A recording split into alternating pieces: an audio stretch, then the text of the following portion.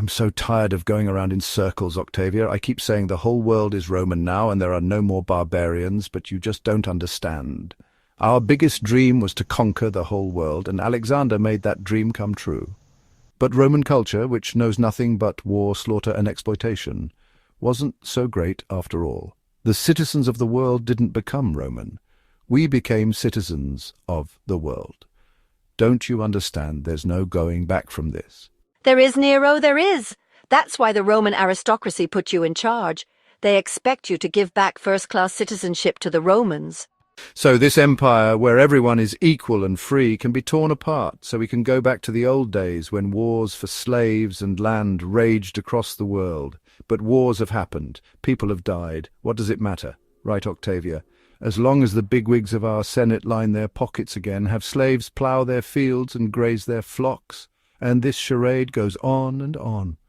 It was these never-ending demands of those very noble bigwigs that drove my uncle mad.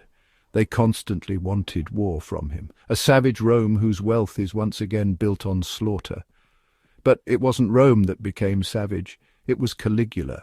He dissolved the Senate. He humiliated, belittled, judged, and executed the Roman nobles. Yet if it weren't for these absurd desires, the Roman aristocracy would have had opportunities to add to their wealth in the new Rome. Whatever you say, Nero, since we Romans were able to conquer other nations, aren't we superior to them? So shouldn't we have ruled them as we pleased?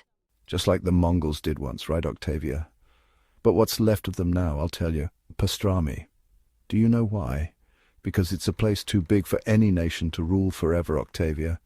I'm not really ruling it anyway, I'm just pretending to rule it so that the world I inherited from my grandfather doesn't fall apart. I don't even keep an eye on it, I just sit in this palace representing the world empire and leave the world to its own devices. Because if the world empire is to continue, it can only be through willingness, not by force. That's why no nation should have superiority over another in this empire. You and the Roman nobles just can't grasp something that Alexander understood very well. As our famous General Bismarck once said, you can conquer everything with a sword, but you can't sit on it. If you had listened to Hitlerus back then, we would have cleared everywhere with the sword and sat wherever we wanted. So we should have crowned our great culture with genocide, is that it, Octavia? We would have listened to Hitlerus and started by slaughtering the Jews, then continued with the Gypsies, then after putting all the non-Roman nations to the sword, whose turn would it be? I'll tell you, our own.